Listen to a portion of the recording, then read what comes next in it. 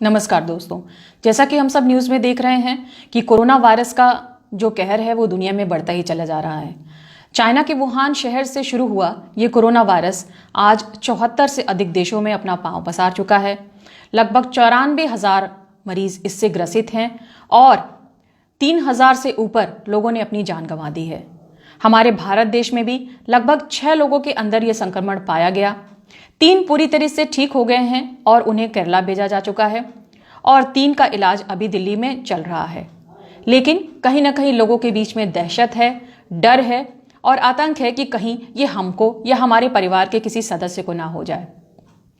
ऐसे में हमें डरने और घबराने के बजाय छोटे छोटे ऐसे उपाय अपनाने चाहिए जिनसे हमारी आत्म सुरक्षा हो सके। सबसे पहले हमें ये जानना होगा कि कोरोना वायरस के लक्षण क्या है। आमतौर पर यह शुरुआत होता है बुखार से, सूखी खांसी से, सर्दी से। 5 दिन बाद मरीज को सांस लेने में दिक्कत होने लगती है और मांसपेशियों में अकड़न और ऐंठन होने लगती है।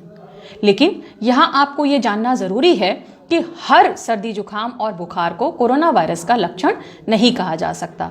अगर आपको तुरंत आराम नहीं मिल रहा है, तबीयत में सुधार नहीं लग रहा है, तो आपको 3 दिन के अंदर अपने चिकित्सक से सलाह लेनी चाहिए और उनके बताए अनुसार निर्देशों का पालन करना चाहिए। इसके अलावा छोटे छोटे उपाय अपनाएं, जैसे अगर आपके आसपास कोई व्यक्ति सर्दी जुकाम से संक्रमित है तो उससे हाथ मिलाने से बचिए। उससे कम आधे से 1 मीटर तक का फासला बनाए रखिए। सार्वजनिक जगहों पर जाने पर मास्क का प्रयोग करिए, क्योंकि ये मास्क हमें बहुत सारी वायरल से होने वाली बीमारियों से बचा सकता है।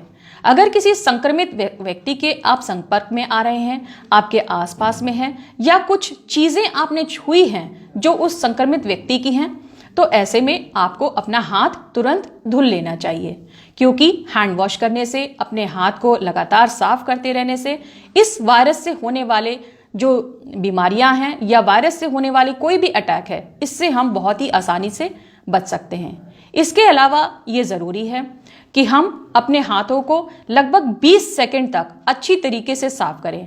हाथों के सामने वाले हिस्से को, पीछे के हिस्से को और उंगलियों के बीच में हम अच्छे से अपनी सफाई करते रहें।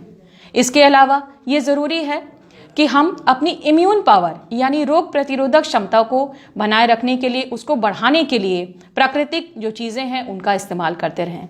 होम्योपैथ में भी ऐसी बहुत सी दवाइयां हैं जिनसे आप अपनी रोग की प्रतिरोधक क्षमता को बढ़ा सकते हैं। यहाँ मैं कहूँगी कि अगर आपको इस तरह के कुछ लक्षण दिखते हैं तो आप होम्योपैथ में भी दवाइयाँ हैं उनका इस्तेमाल कर सकते हैं। खुली हुई चीज़ें जैसे खुला हुआ मांस या कुछ दिनों के लिए इसका प्रयोग बिल्कुल भी बंद कर दें।